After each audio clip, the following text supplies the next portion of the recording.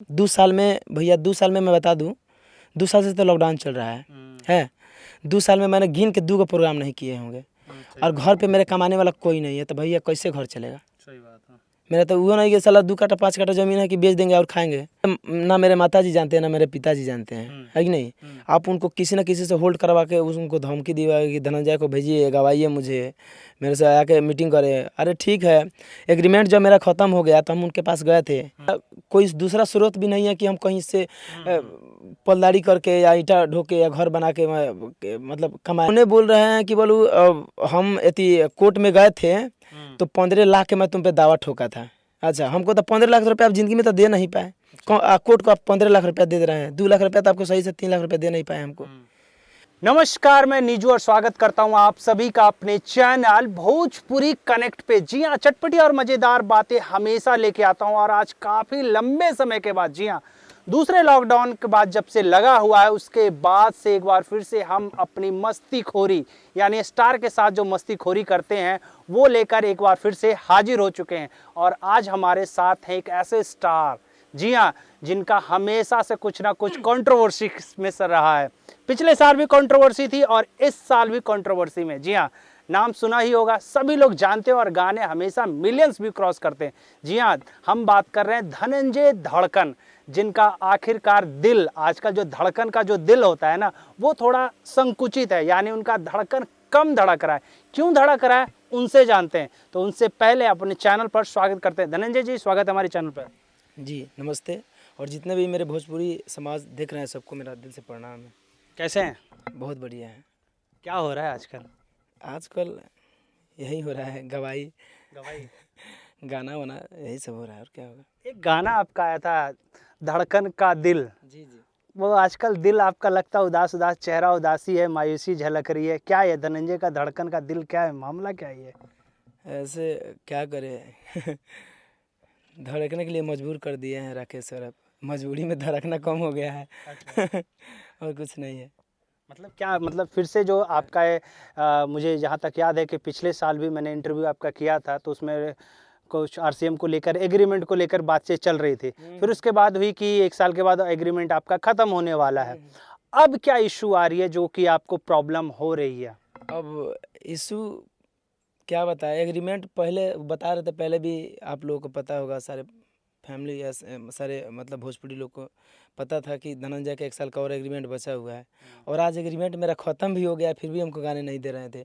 गाने दे रहे हैं। और पहले तो चलिए हम शायद गलत थे, उस समय हम चले गए उनके पास, और सोचिए एग्रीमेंट ख़त्म हो जाने के बाद फिर भी वो पार्टी दौड़ा रहा था। बताइए अब क्या किया जाए। बहुत कष्ट में जी रहे हैं, और क्या बताएं आपको। नहीं, क्योंकि लास्ट टाइम जैसे मुझे पता है कि एग्रीमेंट आपको जून में ख़त्म होने वाला था और ये ख़त्म भी हो चुका है। लेकिन पेच कहाँ पे लगा पाओ, क्या कह रहे हैं कि जहाँ तक मुझे जानकारी मिली है वो मीडिया से अनुसार कि 6 महीने का एग्रीमेंट और है क्या? तो क्या ये दर्शक भी जानना चाहते हैं और लोग, कंपनी वाले भी जानना चाह रहे हैं कि क्या वाकई में ही आपको 6 महीने का एग्रीमेंट बाकी है अभी तक? मैं बता दूं तो एग्रीमेंट मेरा समाप्त हो चुका है 2 जून को, और मेरा अब कोई एग्रीमेंट और बाउंड कहीं से मेरा नहीं है। और वो एकदम अपने जीत पे अड़े हुए हैं कि मेरा एग्रीमेंट है, एग्रीमेंट है। और क्या बताए, 2 लाख रुपये 3 साल के अंदर में तो 2 लाख रुपया को दिया, उसमें भी मेंशन उन साइन करवा के सादा पेपर पर लिखवा लिया। उसमें क्या किएगा, टाइपिंग करवा लिया 31/12/2021। अब कह रहे उस पेपर का वैल्यू नहीं है जो कोर्ट का बना हुआ है, अभी इसका वैल्यू है। तो मैं बताइए क्या करूँ अब। और उसको लेकर घसीट रहा है। हम कहना है कि जब इसका वैल्यू है तो चलिए कोर्ट में, है कि नहीं, हम भी लड़ते हैं, अभी लड़िए। और जो गाने के स्ट्राइक वगैरह आप मार रहे हैं, तो ये कोर्ट आपको नहीं बोल रही है कि स्ट्राइक मारिए, चलिए कोर्ट से आप भी लड़िए, हम भी लड़ेंगे। जो फैसला होगा सुनाएगा, है कि नहीं। ना मैं आपको कंपनी को डिस्टर्ब कर रहा हूँ, ना आप मुझे डिस्टर्ब कीजिए। मुझे गाने दीजिए, आप अपना कंपनी चलाइए। जिसका जो होगा, अगर आपका प्रूफ सही हुआ तो चलिए 6 महीना गाएंगे, नहीं प्रूफ होगा तो मैं तो गाऊँगा। मैं तो फ्री, ऐसे भी फ्री हूँ, क्या बताऊँ। तो जिस तरीके से एग्रीमेंट की बात होती है, तो क्या नहीं लगता है कि इस तरीके की दादागिरी आपके साथ हो रही है, कहीं ना कहीं आपको दबाया जा रहा है?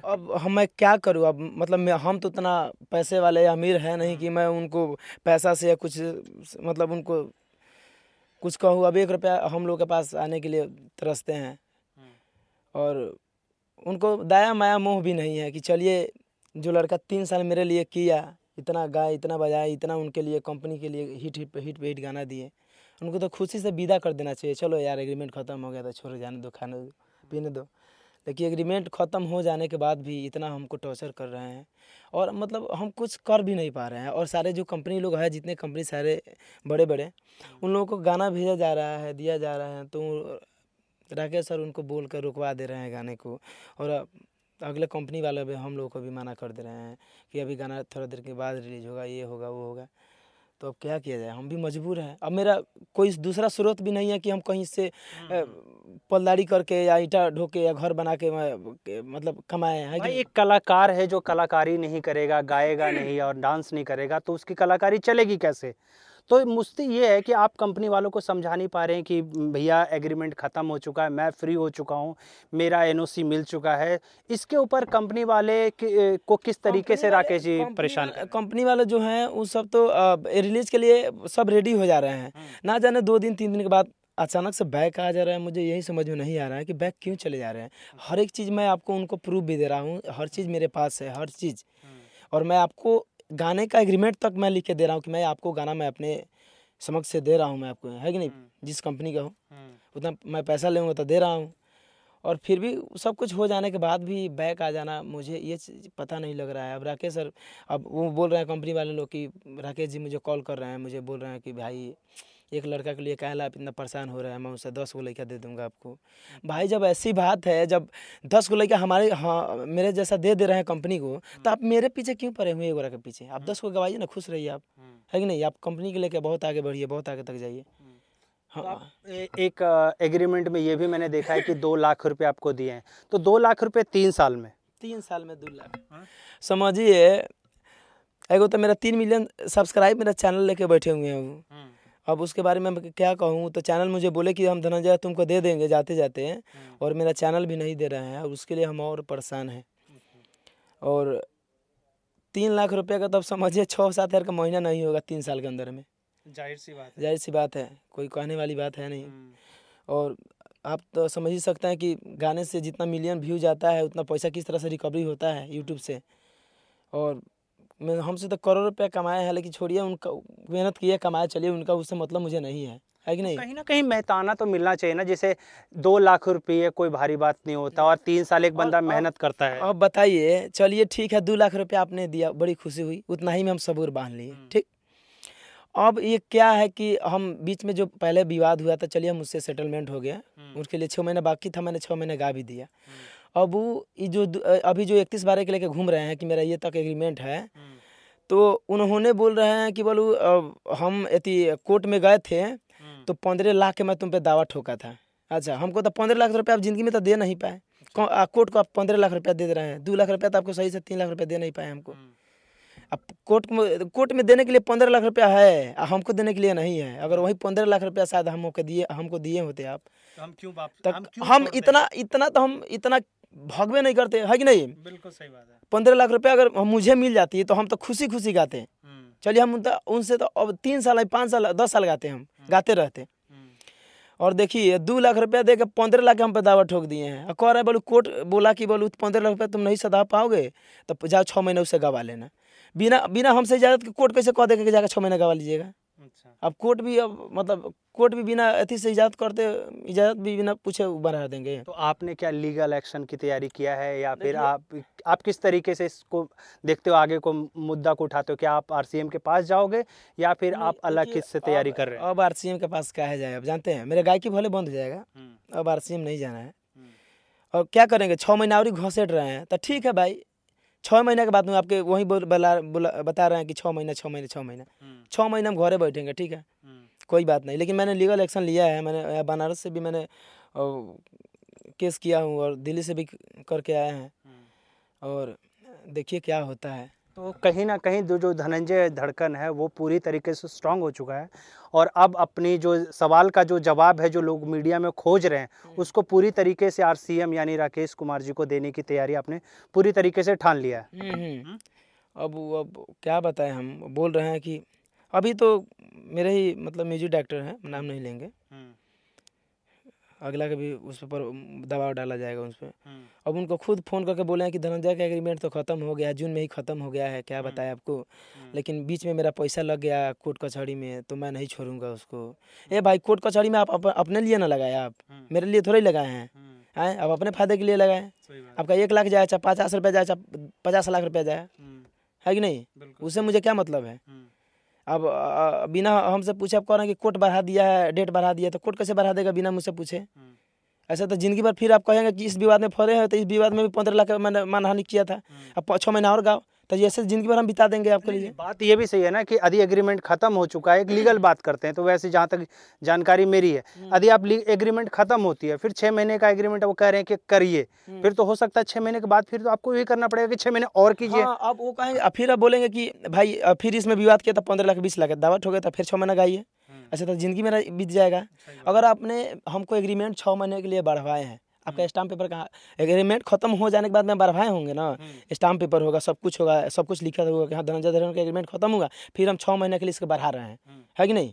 और कहाँ है वो चीज़, आप सादा पेपर पर कुछ लिखवा के एगो मोहर अपना ही मार लेंगे, या चाहे वकील से किसी से अपना मरवा लेंगे तो 6 महीने बढ़ गया, ऐसा नहीं ना होता है किसी के साथ।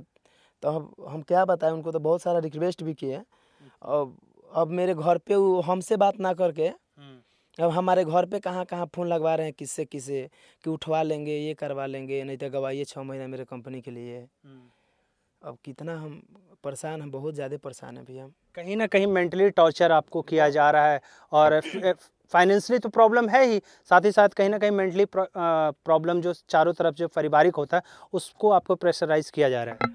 वही बात है, मान लेते हैं, चलिए आप एग्रीमेंट हमारे साथ किया, आप हमसे बात कीजिए ना, क्या हमसे किया क्या नहीं किया, है कि नहीं। आप ना मेरे माताजी जानते हैं, ना मेरे पिताजी जानते हैं, है कि नहीं।